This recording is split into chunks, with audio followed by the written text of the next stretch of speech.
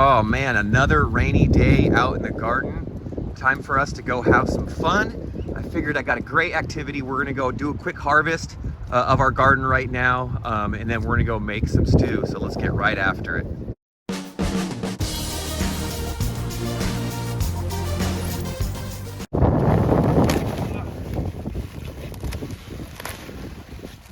There we go.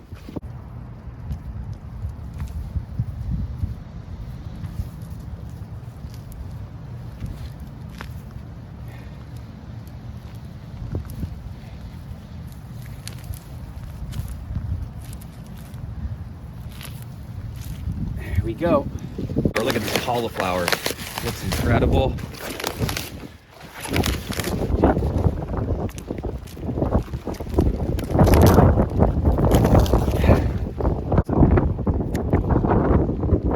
Some English thyme, and we're gonna grab some French thyme. Do a little bit of both. Lots of thyme. Boom.